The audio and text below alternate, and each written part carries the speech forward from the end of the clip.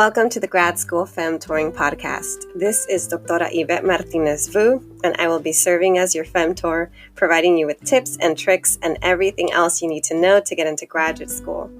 For the past 10 years, I've been helping undergraduate students get into top graduate programs in their field, and I'm really excited to share this information with you too.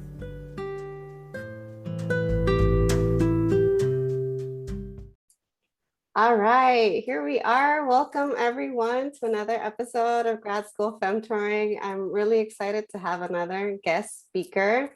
Our guest speaker for today is Elissa. I want to say Elissa, but Elissa Frazier. And I'm going to go ahead and read her bio. But today she's going to be talking to us about being a Black grad school mom and balancing family. So Elissa Frazier is a fifth-year EDD candidate researching culturally responsive tech integration in urban schools. She's a co-founder of NAVCAP. It's NAVCAP, right? Yeah. Awesome. A professional learning community, grad school coaching center, and resource hub for Black and LatinX grad students. And she's also the host of the Grad School Soul Collective podcast. So we're doing a little bit of a collaboration. Yeah. So welcome to the podcast, Elissa. Thank you. Thank you so much, Doctora Yvette. I appreciate you. And let's do it. Let's get into it. Yeah, so sounds good. The first question I have for you is what I ask everybody, which is if you can just tell us a little bit more about yourself, your background. I'm even going to add your kids because you're going to talk about being a mom, which excites me because I'm a mom of two. And also just kind of what led you to your current graduate program. Yeah, so my background is in K-12, everything, a bunch of different things, teacher, interventionist, coach, blah, blah, blah. And so I decided to go into a program, a doctorate program, because I was kind of on the fence of, do I go into administration or do I support teachers and teach teachers in a different capacity, because they're just different. And what I decided was that I wanted to, my like Machiavellian, I was like, oh, I'm going to teach the young white teachers before they get here, or before they get out and about. And so I researched some programs, and I ended up landing on a EDD in curriculum and instruction. And I will say that kind of where I am today is a culmination of kind of me naively thinking like, oh, I'm going to learn this, we're going to do blah, blah, blah, blah, blah. But then as I really got into the program, it kind of opened my eyes up to some other things, which I know that is probably pretty typical of folks. But and I'll get to that in just a second. But essentially, my role right now is one, to finish this doggone dissertation, right? I'm waiting for IRB three times. Oh, okay. I'm sorry to hear that. Oh my gosh. They're like, can you tell me that again? How are you going to be, confidential? All of the stuff that they ask you. And so I'm like, did I word it? Do I need to give? So apparently, I feel like they asked the same question like 18 different times. But that's a whole nother podcast. It's like, how do you get through IRB? And so anyway, for those of y'all who don't know, IRB is like, it's like the light, the green light, right? For you to actually like start doing your research. And it's a process of there being a group of people, a review board, who look at what you propose, and then they make sure that it meets the standards that have been set to ensure safety, to ensure that that the methods are what they should be, and protections and all of those things. And so it's a great thing. However, they are super particular, and so anyway, I am at that process, at that stage. And so that is on the docket. Also, I am a evaluator. And so this was something that came up kind of in my degree where one of my professors said, "Hey, you would be a really great evaluator." And I was like, "Really? I don't know, you know." And so Can anyway, you define what an evaluator is yeah, for the audience? Yeah. yeah, yeah. So the speed version is that there are kind of two different schools of thoughts for what an evaluator is, right? Essentially, and one school of thought is that it is a person who comes into an organization and really does the looks at the design of the organization, what does it seek to do, what outcomes does it seek to move forward, and what's the progress that it's making towards meeting those outcomes. And so it's really like a lot of assessment, a lot of accountability, a lot of looking at different data, and then coming back and saying, did you do what you set out to do? Kind of at the simplest version. So on one end, it's a type. Um, uh, it's a type of research. But on the other end, and this is kind of where I sit, is that evaluators are folks that come in and facilitate conversations about what data means and who it means what to, and who is most impacted by. And I've been trained as what's called a culturally responsive evaluator. So I specifically um, go into organizations and schools and systems and say, who's at the table? Who are the different stakeholders that whose voices are not heard? What are the surrounding contexts that are there? And how do these data speak to their experiences? Because you can have data, but it can be weaponized. It can be used against folks who have been historically underserved. And so I take the role of being an evaluator as a privilege to be able to come in and to have those kind of conversations with folks who, quite frankly, don't have to have them, right? Because they're usually folks that have money, have power, have position, and evaluation can be like a checklist, like a we got to do it to kind of like make sure we got kind of continuous improvement, quality assessment, like we got to do this thing, but to be able to say, let's really talk about um, what this means and what it means to who and who's impacted and all of that. I'm really grateful that I feel like I get to do that. And so that's something that kind of came up, and so I do that kind of part-time. And is that part of your program or is that a separate from your program? Oh, good Lord have mercy, gravy. So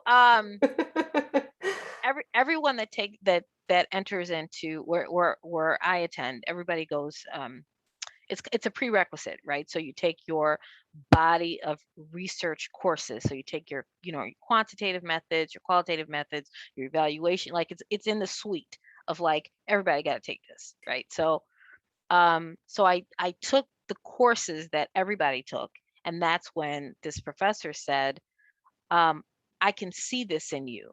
Like I see it. And it was a terribly hard course. Like I was like, I don't understand what's going on, all these models, what's the logic, what's the theoretical framing, my Oh head my is goodness. hurting. It was I get it. I get it completely because right, I'm transitioning out, but I work for a federally funded program yeah, and you have to apply for the grant. And for the yes, grant, you have to write drafted yes, logic models and you have to have yes. objectives. And Woo, we're actually in the middle of having an external evaluation. that's So, me. so you're that person. Yes. Oh my goodness. Interviewing and asking for the data Oh, and the curriculum and the oh yes. reports. Oh my goodness. Yes. So Yeah. you're with me. So But so I know it on the other end, like basically that I'm the person on the opposite end. oh, it was like the it was just it made my head hurt. So I like the process, the thinking within it, but it was really tough for me. So when she said, I think that this would be really, I see it, the way that you think, the way that you're engaging, the way that and I'm also a coach. And so um building the capacity of people is something I'm super passionate about. Having coached teams of teachers and looking at how do we improve school systems and not just, this policy, you got to do this. And so anyway, I applied for something called the JEDI, which is called the Graduate Education Diversity Initiative. It is an arm of the AEA, which just is a big term that means the American Evaluation Society. It's an organization. And so anyway, I applied, I became a fellow as part simultaneously in my program. And what that meant is that there were 12 of us across the United States who got trained to be quote unquote culturally responsive evaluators, to learn about what that means, to talk about how that impacts the work that we do, the lenses that we take, and not just slapping a label, not just, oh, diversity, oh, inclusion, oh, be culturally responsive. Like all these like catch terms. And That's so what they're I was like, gonna say. So many people just use these terms without actually thinking about what they mean as a whole, and also how they yes, define it for themselves. how the all of that, all of that. So they're like, you won't be that, you won't be that. So we're going to train you. And so part of the training was to be to work with a team of evaluators, to be on that team. And so some folks were at National Science Foundation, some folks were, you know, at the University of North Carolina. I was at EDC, which is a international nonprofit. And so essentially you join the team, you do evaluation. And so when that fellowship was over, so I was taking courses, I was in my program while I was doing this, and it was a paid fellowship, so that's good, right, to have some more income. And so it was simultaneous, and then after that was over, I stayed on as a RA, a research associate. So but yeah, so that's kind of where I'm at. And then the last thing I would say is that I founded NAVCAP, which Dr. Yvette mentioned earlier. It's I founded NAVCAP because what I found was that I co-founded it actually. What I found is that in my experience, there were several instances where I really was hyper aware of who I was in this space and what I didn't know. And so I would do things like, oh my gosh, y'all, I found this great thing out. You know, I asked 10 people, right? And I found this thing. And they would say, oh no, so and so already told me this 6 months ago or a year ago, or pulled me in their office, or did this or did that. And so what I found is that, one, I'm the only Black woman in my cohort. Um, and I found that there were several examples where folks were really getting positioned, groomed, mentored, um, and getting a lot of support. And I was just unaware. I just thought like this is just supposed to be Lone Ranger. I'm supposed to be crying. I'm working my butt off. The whole mentality of you got to work twice as hard. If you're. And so I had been conditioned that like I just got to do that. I just got to be this. Um, and I was like, whoa, when I leave this program, when I leave this part of my life, I want to make sure that the things that I've learned, that I can build community around that, and to create this like knowledge pipelines I so that love it. other folks can have more of what they need. And it really aligns with your mission as well. And so I think I was following you on the gram, and so I was like, she is on it. Yay! Thanks for reaching out. So wait, does NAVCAP stand for something? Is that an Yeah. acronym? Can you? Yeah, I so don't think we got that. NAVCAP is like grad cap, but it's really stands for navigational capital. Nice. Yeah, so Okay. like See, I didn't get that right away. I should have, but I yeah, didn't get yeah, it. no, no, no. It's kind of like in the background, but yeah, so that's where I'm at. That's kind of how I ended up, here right now. And so So that's what it is. how, like, this is the big question, the how, like, how have you been able to navigate this graduate program with your evaluation requirements? And on top of that, your mom, like, you didn't even get to that part. Yeah, yeah, Can you speak to that yeah, too? yeah. So I imagine possibility. And so when something is really like in my heart, I'm like, how can I grow this? And so I'm not about the small stuff. I'm about like steps towards the big stuff. And so the evaluation for me, in terms of kind of how it connects with NAV, or where I see it intersecting with NAVCAP, is really being able to facilitate conversations among my peers, and saying, what are the things that kind of doing a needs assessment, like what are the things that we have, what are the things that we need, who can we talk to and tap into to get those resources, and how can we connect resources amongst and grow our personal locus. But in addition to that, how can we begin to have conversations with the transitioning higher ed, right? Transitioning with the browning of these universities as we have the browning Ooh, of, I feel like you need to you talk know, more. What do you not, mean by that? The transition you of know, higher ed, the right? brown, oh, lots Yeah. of terms there. Yeah. Oh, I'm sorry. Okay. So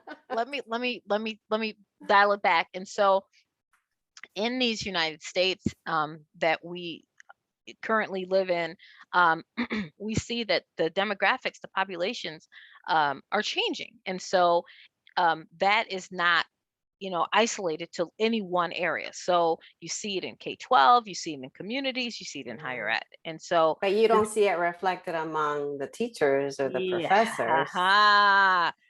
there you go. There Mhm. you go. And so what's happening is that higher ed has been operating through a model which does not require that they look at their faculty and they look at their supports and they say, how are we serving the students that are coming to us? How can we better serve them? And so we see this kind of tension where it's, hey, yeah, it's technically like quote unquote the ivory tower, but guess what? Like, if you're not serving the folks that are coming in, they're going to demand more. And so no more is it okay to have the rising stars as being the only holders of resources. And so just when I say the transition, that's what I mean. I mean that higher ed is kind of, it's in birth, like is having birthing pains right now, because they really need to be, and they are, but it's going to be a slow transition where they're looking at, what does student services look like? What does college and career look like? We've seen the last 30 years where there's been, kind of different transitions. And so up until 2020, it was, we're going to connect you with folks. But really, right now, we're in the state of ecosystems. And so these ecosystems are really like, how do we create systems where we're looking at the person that's kind of before us, we're looking at the person after us, we're looking parallel, not just this linear hierarchical, these steps to get to this, this degree. And there's a bunch of research around, NACE came out with some research, and they said, it's like National Association of Colleges Employers. And they came out and they said that employers are saying, wait a second, these folks are graduating with these degrees, but they are, not knowledgeable about the culture of the field, how to have collaborative conversations, how to build upon each other's knowledges. And so really, I'm passionate about mentorship because it can bridge that gap in terms of being able to talk about the kind of hidden and unseen but very real levers of success that we need. I've gotten so much from this, and I can, I know firsthand about the transitions that higher ed is going through, and like you said, the birthing pains, you call them.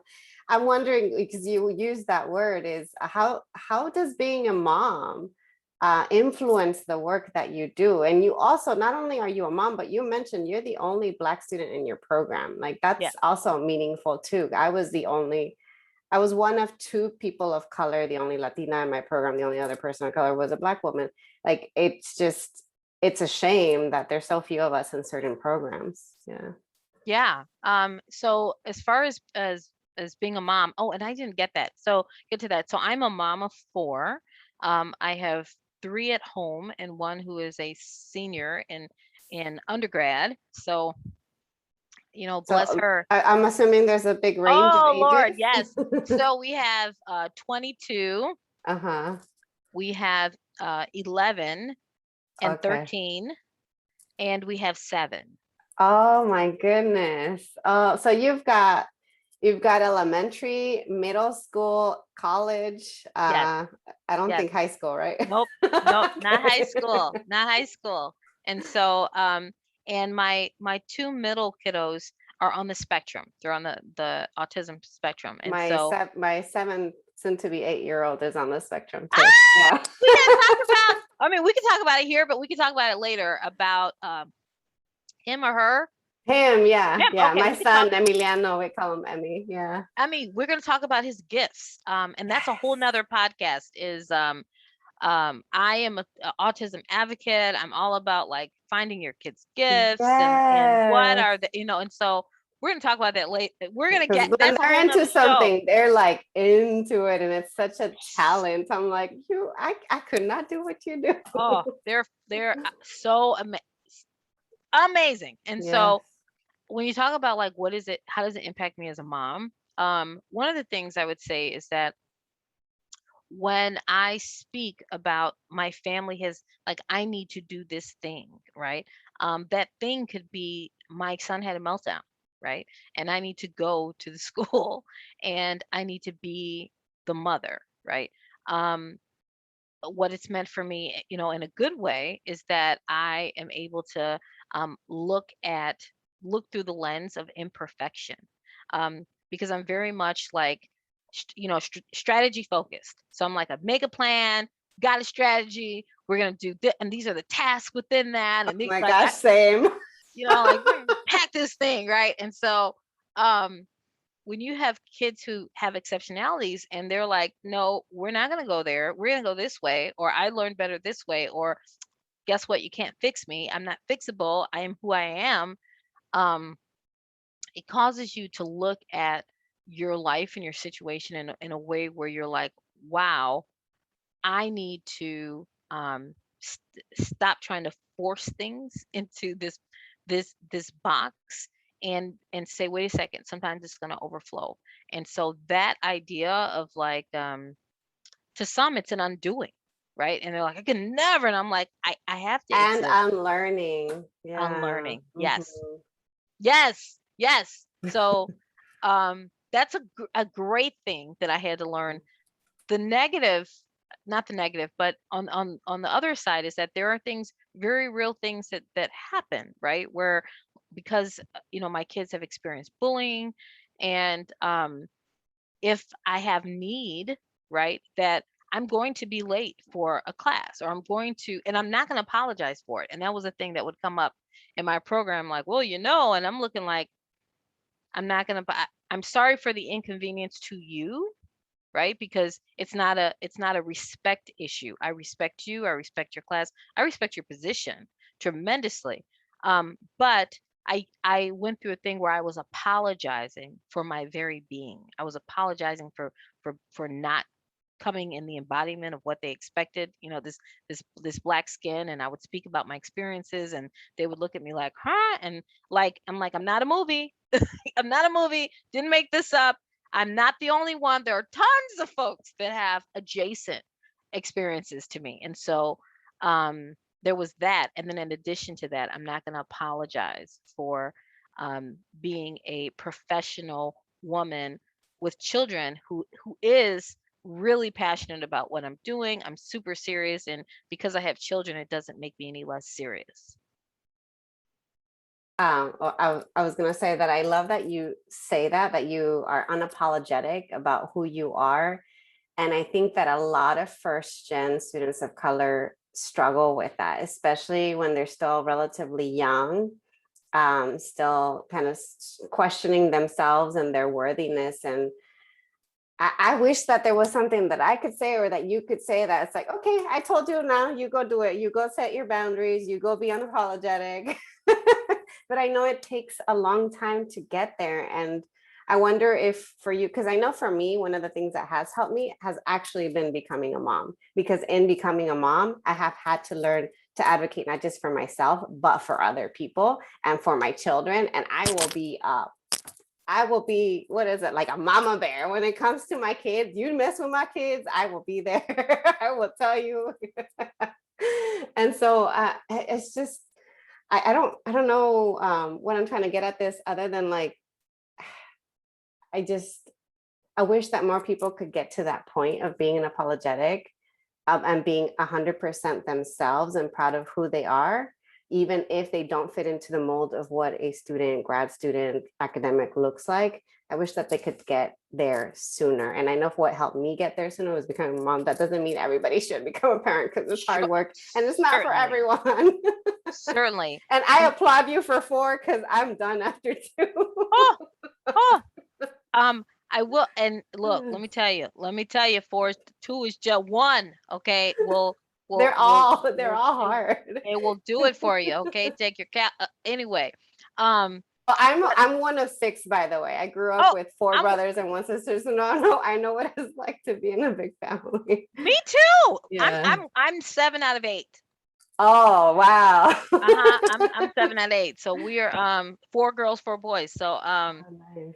yeah, but I will Even, wow. Sorry. even Got no, I will distracted say there. that I will I will say for anyone that's listening, it takes flexing and exercising the muscle, and you can do it in a language that feels authentic to you. So for me, the language was, I want you to know that I respect you tremendously. However, I'm working on, um, communicating the things that I need. Um, that was one of the things that I said. And also, eventually, I would say, and this just happened like last year. Okay. So all of the comfort like took years to like grow into, was to say, I am setting boundaries. And so for me, for my professors, what that meant was, when I went from being a full-time professional and part-time grad student to now being to go, I got an assistantship, so then I became a full-time graduate student. I was like an indentured servant, right? Where I'm doing work, good work, all of this, but there was an expectation that you're not going to have a life, that you're going to support my research, my scholarship, um, and you're going to you're capped at whatever the hours that you are. But the reality was is that you weren't capped. Whatever the Oh, you get need, paid the number you, of hours, but you're expected to do more, I'm sure. but you're expected to do more. And so I Mhm. had to really set those boundaries and say, I need you to know that I respect you, but I'm setting these boundaries. And in setting these boundaries, I'm respecting my wellness. And so being able to say, and then having to say it 4 and 5 and 6 and 7 times. And so when you get to the point where you're like, you know what, I have to speak. Um, so it's not a scream and a yell and I can't believe, really, literally like writing down those affirming but really solid statements to let folks know and to remind them, because they're not going to be used to it. I If you've had 3 years of Elissa, or in their case, a year and a half of Elissa being one way to acquiesce, and then now I'm saying, or saying and being and expressing, and my body language is still happy, they're expecting like, oh, she should be. Nope, not uncomfortable at all. Feeling this, hope you have a great day. Like you have to keep, it's one of those things that it's not just going to turn on. This is bringing me to my next question. I feel like it's a good segue because you're talking about, like, earlier on, you mentioned that you learn to communicate the things that you need and learning to be firm about your boundaries, which, first of all, you need to realize what your boundaries are and then communicate them. So that brings me to the topic of, how do you balance family with everything else that you have going on as a graduate student, as a professional? I can imagine one of them is that communication part, communicating your needs, but what else do you do to balance family with being a graduate student? Hmm. So there are a couple of things that I do. Um, One, I've decided that apologizing is not going to be a habit, meaning that if I do something that's egregious, or I do something that, I shouldn't do, I acknowledge it, I own it, and I apologize for it. But what I'm not going to say is, oh, my kids will understand, right? Oh, my partner will understand. Oh, it'll be okay. No, I've said, if it's creating tension, if it's hurting, and that hurt is growing, and I am causing that by way of me kind of expecting other folks to move around me, then I need to say, wait a second, what is important for my unit, for my locus, and for me, my unit is that I have, a wonderful husband. And so it's important for when I decide that I'm working towards something, the decision is, taking 3 classes or taking 1 class or this fellowship or whatever the decision is that's really important to me. I check in and say, hey, this is the thing that I'd love to do, but it's going to impact you, right? Even if it doesn't impact the work that it's going to impact where I am, what I'm doing, how available I am. And I want to talk to you about this so that we can come to an understanding of, one, how do you feel about this? Two, what are we um, agreeing to and giving up? So that's one, so that I don't keep saying, oh, I meant to do that. Oh, because I set out to do this thing, not taken into and this includes my kids too, right? So my baby, if she wants to watch Moana or whatever movies we do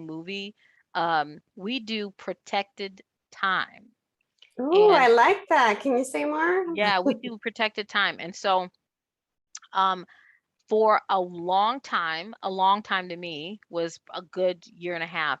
I was just not available for, like, I worked 7 days a week, between school and like everything. Like I was just over, absolutely just probably 70 hours a week, just really, really on a light week, maybe 60 hours a week. Like I just worked so much. And my kids were kind of like,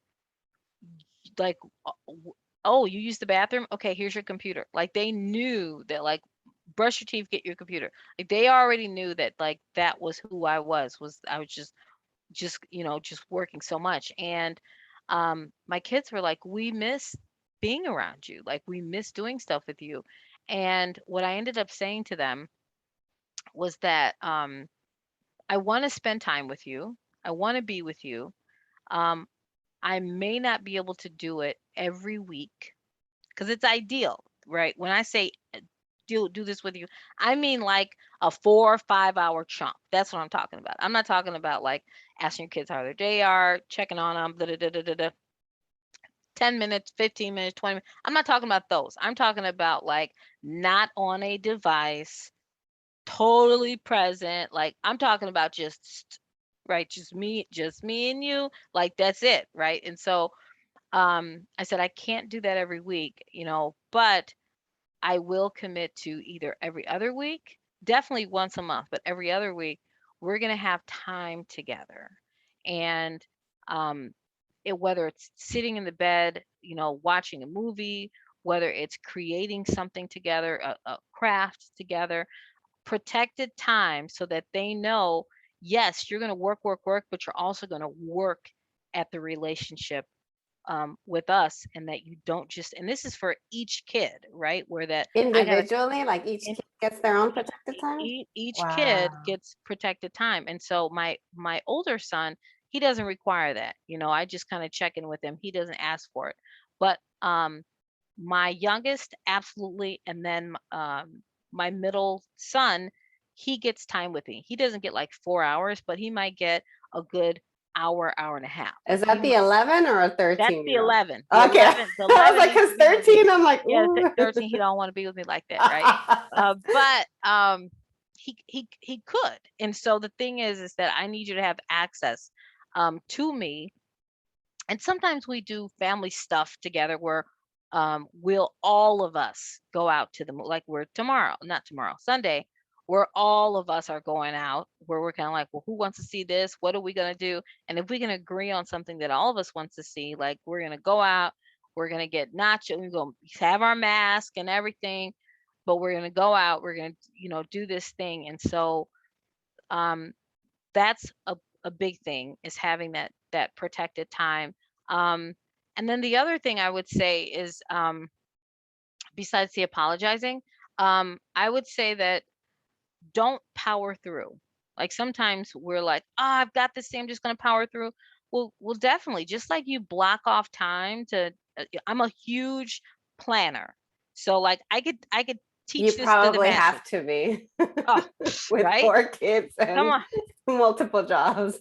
come on, come on, right? So, but if there is a time where my body tells me or my children's body, I pay attention to their body language to whereas it if I'm seeing them and I'm seeing that they're sad for a couple of days or I'm seeing that they're going through something for a couple of days, I have to remind myself, wait a second.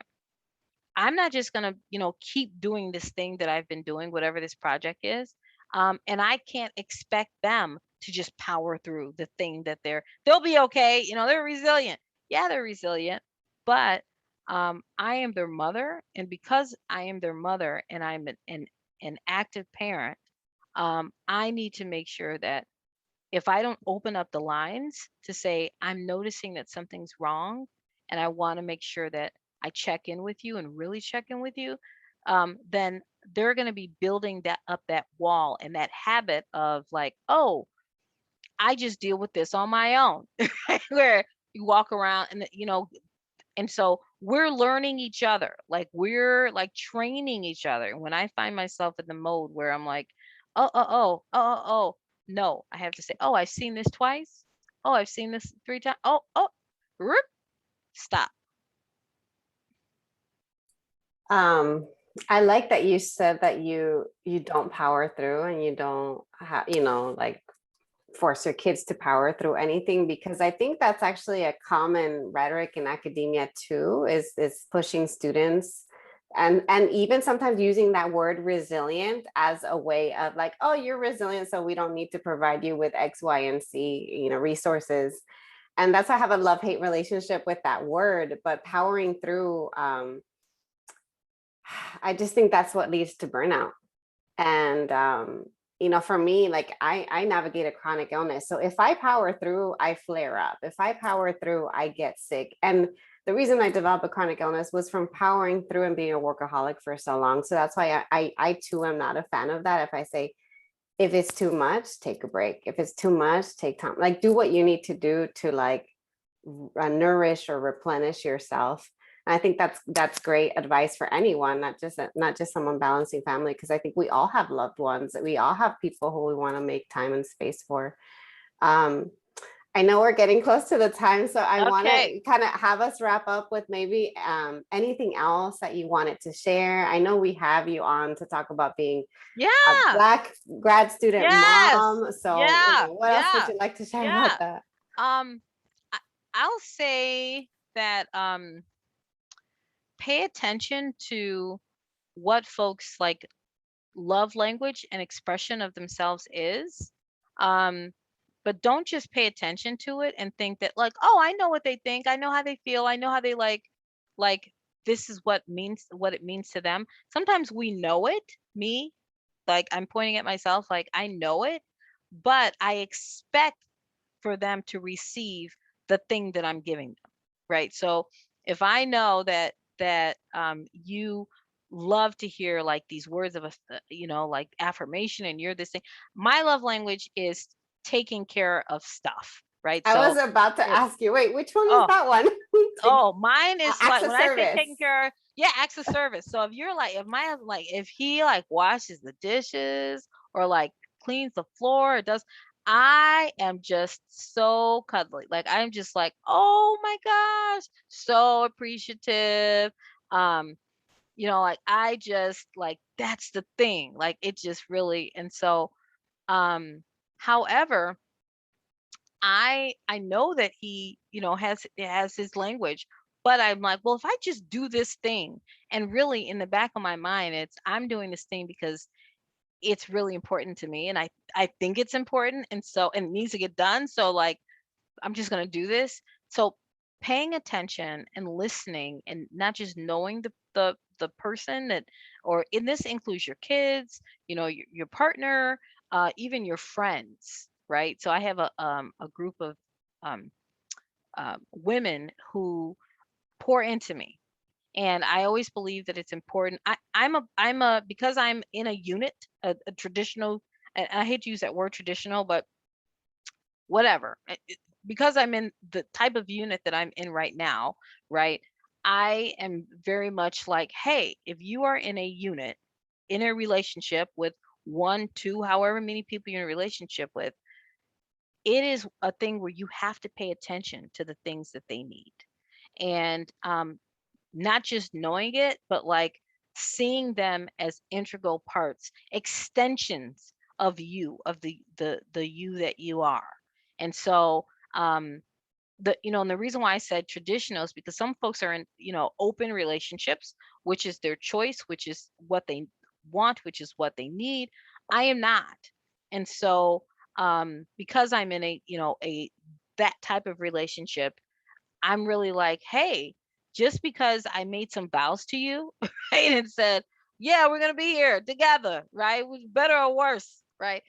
Better or worse doesn't mean that I keep to just that I get to keep giving you just the kibbles and bits when I know that you need more, when I know that you deserve more, and when I know that when we agreed, we didn't agree to the kibbles and bits. And so I hope that makes sense. I don't Yes. know if No, I'm what I'm hearing also, because you said learn the love languages, not just like for your romantic partner or yeah, relationship, but also your kids, also your yes. friends. And so Yeah, I can see that, you know, any loved one that you're close to, you want to honor that relationship by knowing their love language and by giving them your best and hoping, hopefully it's reciprocal.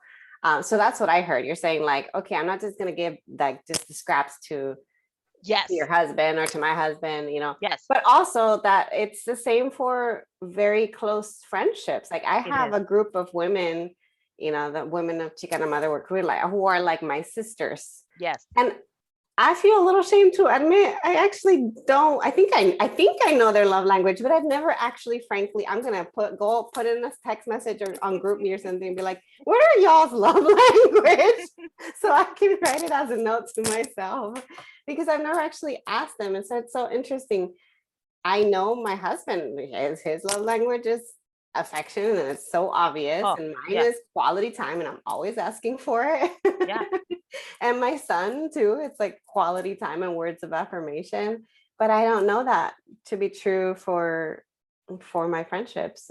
I know what my mom's love language is too, but it's so interesting to think about that. I'm glad that you mentioned it because I think it helps with building relationships. And I think that is also part of like balancing academia with having a family, with being just a human and in relationship with others. Oh yeah, it's Um, part of your well-being. And mhm. I guess that was the where I was going was to say that we forget, we as in like the identity of being a grad student, the identity, that portion.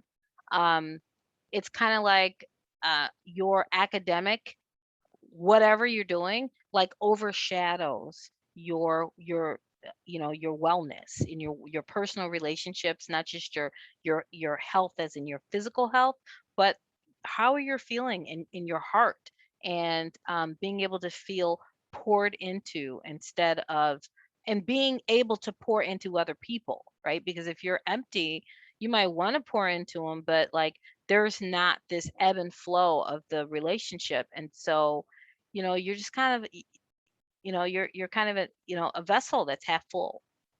I remember one time someone telling me, like, Yvette, you are not a robot. You are not a machine. Like, it's okay to take a break. And I was like, okay. I needed someone to tell me that it was okay for me to do it. This was many, many years ago. Not now, I'm the one saying that to other people. But I think that's a great way to wrap things up. One last thing I want to ask you is if others like me resonated with what you said and want to be in touch, want to support, how can they reach you? Oh my goodness, I was on mute. So, anybody that wants to reach out, I'm on the gram, and definitely, look me up, NAVCAP Network. If you go onto our site, it's navcap.io, NAVCAP as in Paul.io. There's a reach out and connect with me. We actually have a free community. It's going to be free forever. So it's not going to be one of those I love that. sneakies where you get in, they're like, hey, guess what? You got to pay. No, it's Free for the first month. it's free for the first month. No, it's a free forever community, and I will, shameless plug, I will say that one of the things that's on deck that I'm super excited about is we're putting together a grad camp, which is like an ed camp. I'm an ed techie, and I forgot to mention this, but my research is culturally responsive tech integration. I And love so, that. yeah. And so our anyone that's an ed techie knows that we have these things called ed camps. And an ed camp is essentially where you get a group of folks who are normally educators, and they create the interactions and the conference that they want. They literally do it while they're there. So you go, you have a big board, you kind of write down, what do I want to learn about? What's important to me? And then you have folks that go and break out. And then you have small group sessions, like 30 to 40 minutes, where folks go, this is what I know, this is what I've learned, these are resources. And so that's one of the things that we have on deck for NAVCAP is, doing a virtual grad camp, so that grad students can get together and say, oh my goodness, say I'm a grad school mom, say I'm a this, I'm a that, and what are some things that have worked? But not only than that, what are some really great resources? And so I'm excited for that, and I'm also excited for this partnership because like it's not just like one. It's like the X-Men. It's like the X-Men. It's like the flight Yes. goes off and do, do, do, do, do, right? There's like hundreds and thousands of like X-Men. Like there's hundreds and thousands of us. And so I definitely reject the idea that community can't reinforce community. Like we are so much better together. 100% agree. 100%. So support, Doctora, Yvette, femtoring, support that. NAVCAP. Support NAVCAP. Come on, because there is enough for all of us, but there are so many people that are still not getting fed. So like, let's go ahead and get out there to them. I love that. Oh my goodness, I'm getting so excited. Well, I think that's a wrap for today's episode. Thank you so much. Soon to be Dr. Elissa Frazier. Oh, yeah. Putting it out there. Yeah. Thank you for joining us today. Yep.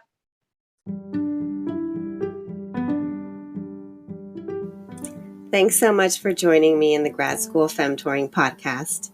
If you liked what you heard, please rate this podcast on iTunes, Spotify, or anywhere you tune in. You can also support the podcast by donating to my Patreon page, Anchor page, or Venmo account, which is at Grad School Femtoring. If you have questions or episode topics, you can contact me by sending me a DM on Instagram, sending me an email to gradschoolfemtoring@gmail.com, sending me a voice message on Anchor, or sending me a message via my personal website at YvetteMartinezvu.com. Until next time.